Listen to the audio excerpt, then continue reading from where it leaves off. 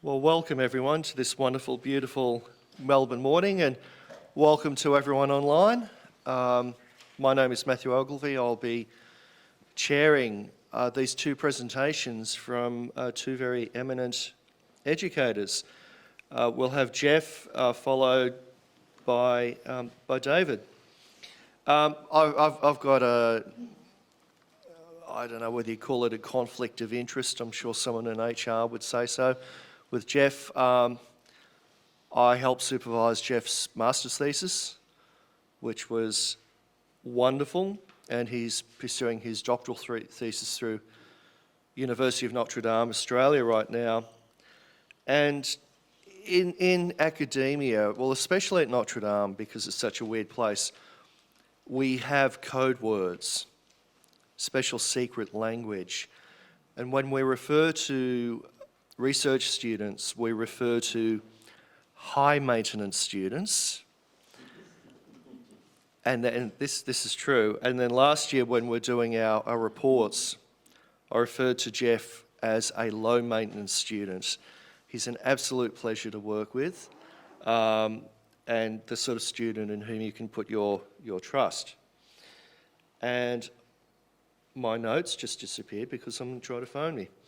So without further ado, Geoff is going to talk on an instrument fit for purpose, meeting urgent and important problems in education. Over to you, Geoff. Thank you, Matthew. Thank you. And welcome to those joining us online, and thank you for coming this morning. So just to acknowledge gifts to begin with, please. Can I acknowledge the members of the Lonergan Circle in Melbourne for just the gentle and insightful conversation that occurs every month, and to Matthew, if I just sum it up in consistently showing the better way in my time under your guidance.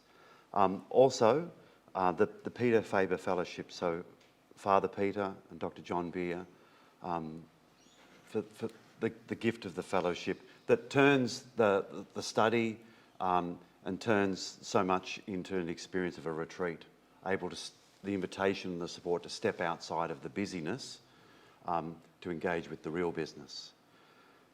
I would just like to acknowledge that.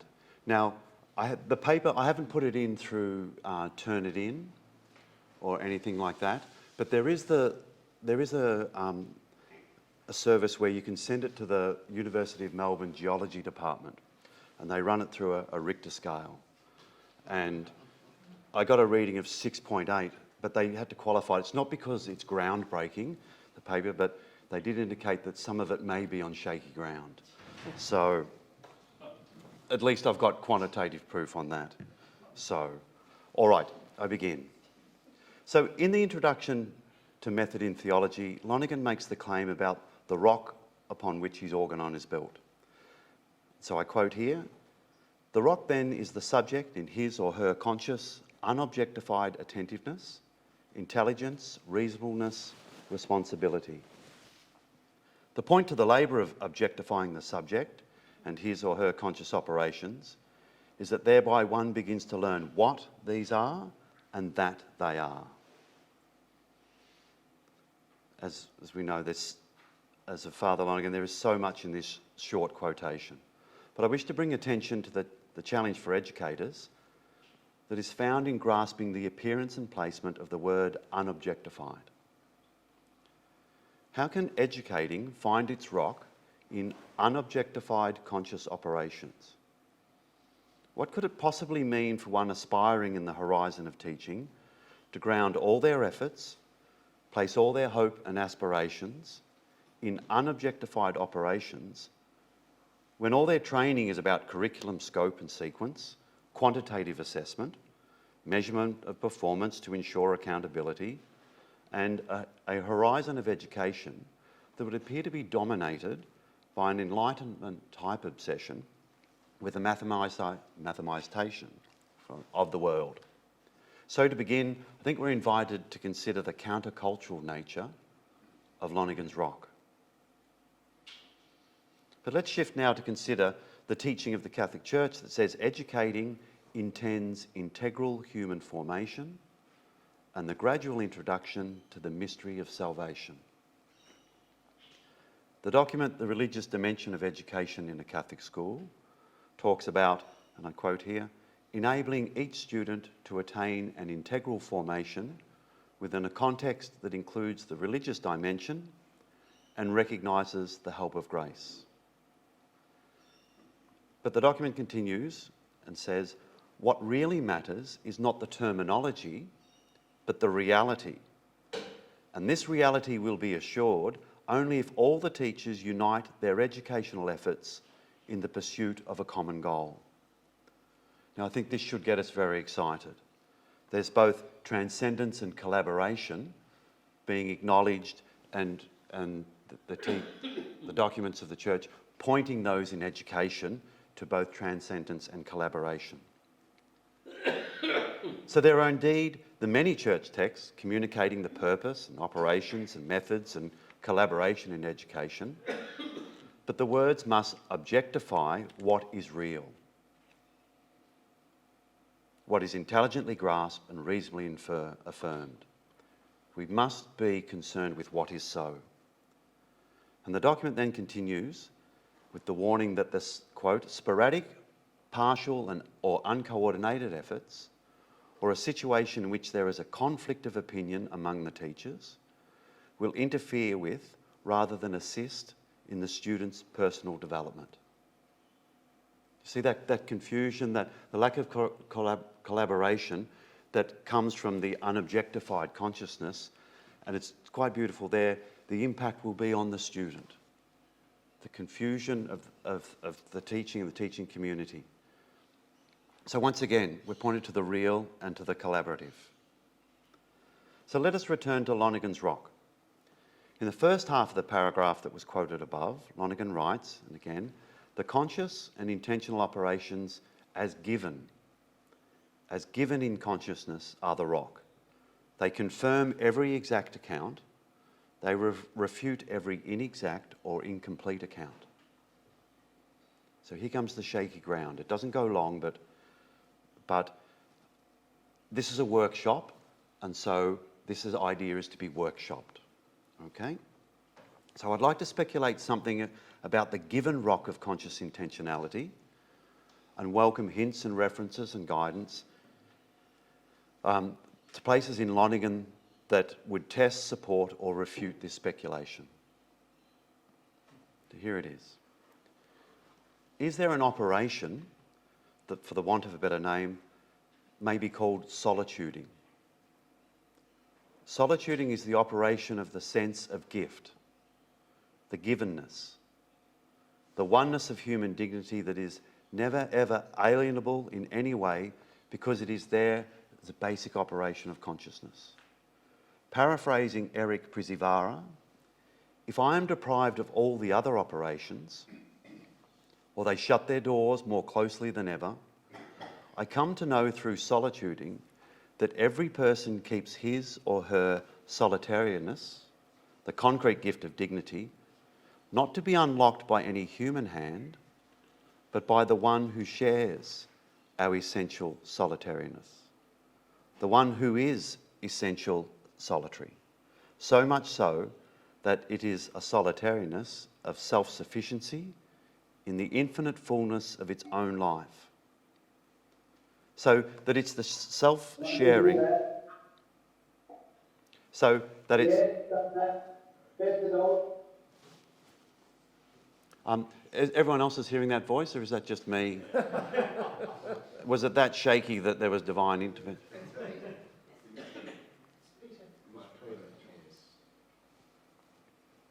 Okay. Yeah, I will. Thank you. So we find that in that encounter with our solitary, unique dignity, that it's a self-sharing that is not seeking of one in need, but the giving of the one who has no needs, so that life with this essential solitariness is no straightening solitude, but infinity inexhaustible. So what I'm trying to explore is something of mystery, of mysticism, as a conscious operation. Consciousness turned to the mysterious giver, not to the gift of creation. If God is always and everywhere calling us and not just patiently waiting for the mature, self-appropriated subject, sublated at the level of choice, should not the invitation and the presence be there in the conscious operations? God loved us first. God loves us into existence. So the God card is not pulled out from the bottom of the deck, but can be objectified from the level of conscious operations. I now humbly and not without some fear, but overcome by my genuine trust in your kindness, wonder something else out loud. Could the transcendental precepts possibly begin with "be loved"? This precept is the invitation to accept the gift of the operations as given. Lonergan's objectification of the unobjectified conscious operations may then read, "The rock then is the subject in his or her conscious, unobjectified givenness, attentiveness, intelligence, reasonableness and responsibility." Could this possibly complement, I believe, Doran's addition to the precepts to conclude with "be loving" as the harmonious continuation of trusting and believing, of the faith, hope and charity that sublates knowing, choosing and acting?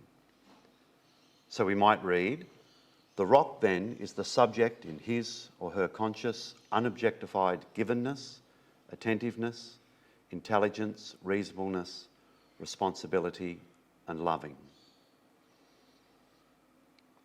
But let's move on from that. But what does it mean for the educator to be loved? The educator is only an educator because of the relationship constituted by the teacher, the student, and I would say the heritage in the curriculum. The intimate relationship, the giving and the receiving between teacher and student, identify both teacher and student as educators. A higher viewpoint, a sublation. The relationship between teacher and student, the reality is both of them are educators because they reveal to the other the fullness of the self's unity, identity, whole. The pedagogical work of love is to reveal the fullness of the one by revealing the one constituted as relationship. I cannot be me without you. The educator comes to know and affirm oneself through choosing to cooperate with the givenness of conscious operations, including the intimacy of the giver. We speak of the human person as a gift of God's love and the language of integral human formation, and all that begins to flourish in a way that is attentive to the God who is love. And inseparable from this self-appropriation is the collaboration worthy of the task, the power and the majesty of love. We see all that objectified as Lonergan's organon. But there is the big challenge. If any of this has any merit, or whatever it is that has merit to bring the fullness of life through educating, how to make such collaboration intelligible, plausible and persuasive to those subjects called to educating. And I believe this is an urgent problem, the type of problem that Crowe points us towards in his paper. But in Lonergan, we find someone that sustains us towards a solution. So let me suggest a series of first questions in this formation that invite the subject to attend to the Catholicity of the data, that is the wholeness, not capital C, but attentive to all relevant data in coming to life and life to the full. To put to the teacher, the educator, the first question is, recall a time when it worked. That is, arrange the data of a time where you felt in that relationship of teacher, student and curriculum that those people involved came to life. This is the upward vector of conscious intentionality, and the organon is underway. And when I've asked this of staff, and then being able to be guided by the functional specialities of interpretation and history, I find that it offers the gift of the next best question. About someone being able to objectify why there was so much joy in that moment, why it felt so fulfilling. That question has led to many conversations where we were given 20 minutes and it's gone for an hour and we've barely touched the surface because of the depth. And that frame and that depth comes from the functional specialities guiding the next best question. A second question for the formation of teachers: recall a time when you held a mistaken belief. And here it is that chapter 20 of Insight becomes important, I believe, for its implications for a Catholic education. The third question: who do I choose to believe? This is important as faith, hope and charity are framed, maybe based on the data of solituding, but I'll put that aside, as constituent of the Catholicity of the human person.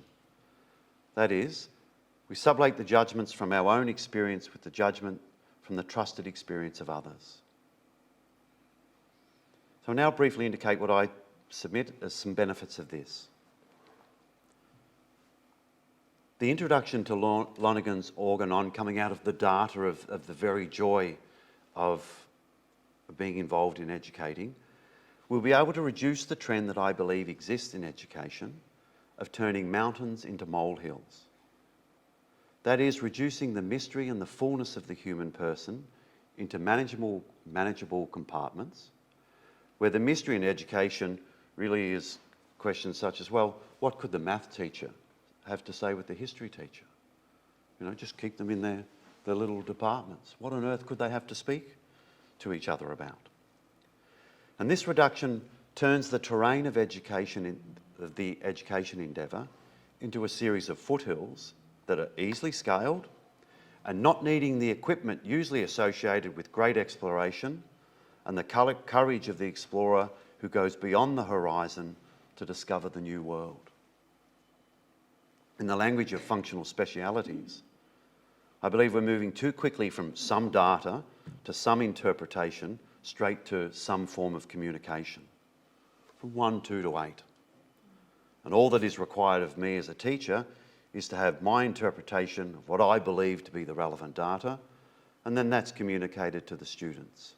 But of course, the organon tells us that's without any responsible attending to the progress or decline that history would reveal, or having set out, or the need to set out my claims in the dialectic of positions and counterpositions, and all the growth that occurs. Thank you. So no conversion is required. If we're leaving out dialectic and that shift into foundations, no conversion is required. And if you're worried about, staffing and things, then that's very convenient.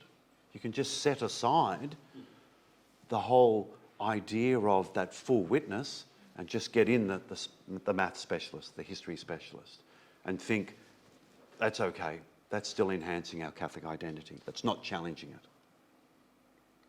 A cultural cognitive relativism and the economic imperative, I believe, is the general bias in our current chosen model of decline. Again, I believe there's an experience of an unsatisfying dryness in education, a drought marked by the unquenched thirst of those in education, because I think the image is there's too much evaporation and not enough precipitation. In terms of interiority, there is an emphasis on the upward vector at the cost of the downward vector. Again, relativism is not a call for conversion. So we know that the upward vector is open to everybody. In fact, we're responsible if we're irresponsible if we're not in that upward vector. But it leads to conversion. But if we get stuck thinking that that there is this model of that has its beginning and end only in the upward vector, then that is the evaporation. That unless it then returns in the cycle with a bit of precipitation, it just results in a dryness of spirit, of encounters that aren't responsible to the fullness of the human person. So too dominant is a myth of human progress, grounded in the culture of democratic inclusiveness at a low common denominator. Let's just keep shifting things until anyone that in their own horizon can be included, without the collaborative call to the fullness of life, of being attentive, intelligent, reasonable, responsible and loving. Relativism replaces conversion. Methodical collaboration is rejected for field specialisation.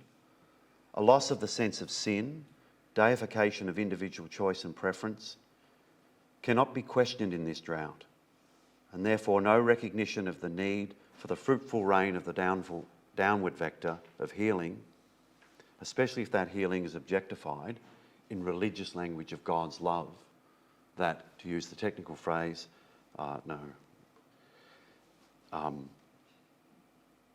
it's on the nose. That's my big technical phrase. I'm not sure that's in Aquinas, but I'll workshopping it, we'll check it. But we are here to celebrate that learning is occurring. It is real and can promote the progress of integral human formation in the life of grace and also reverse decline. A few ways to proceed. We must be inventive and persistent in our invitation to educators to grapple with insight and method in theology and the organon themselves as formative experiences. The book, we must somehow make attractive the books themselves, because they set out the organon. This invites educators to attend to the Catholicity, the wholeness of the Dharma in the great adventure of educating. Thirdly, the teacher is philosopher who can set out which educational explanations are for progress and those that might need further refinement. And finally, there is the teacher as passionate, who is the mystic who has experienced the solitude of their very identity and knows themselves as relationship. First, loved by God, redeemed by God, saved by God. So all objectifications of intelligence and raising awareness, responsibility and differentiations of the wholeness of love stand as the alpha and omega of our identity. Nearly there. In Lonergan's organon, we also find the method to avoid the cyclical disputes that dominate education, so that we keep seeing the same things coming back under a different guru, and it's cyclical rather than progressive and cumulative. So perhaps my path today could have been better chosen, and at one stage earlier, I have offered 3 questions to put to the educator, but there is some value, I think, in proposing what might be a final relevant question for the Catholic educator. Will I cooperate with God's solution to evil? Or, as we've heard yesterday, will I cooperate with God's solution for liberation? Chapter 20 sets out the harmonious orientation of the unrestricted desires of the human heart. And despite all the power and achievement of the upward vector of human consciousness, there is still the sin that needs a saviour and redeemer to love us back into choosing the fullness of our identity, and the free and responsible choice to know, choose and act, and to love consistent with that identity, which, as proposed in this paper, includes that notion, that idea of solitude, that is a profound and mystical relationship. This final relevant question needs to be put to those exploring the Catholicity of education. The antecedents and the consequences of that question need to be an essential part of formal teacher training at the university level and the ongoing formation of teachers in the institutional setting of a school. Otherwise, we risk being ungrateful and ungracious in response to the gift of conscious, intentional operations, and so distorting from the very beginning every collaborative effort to have life and have it to the full. Thank you.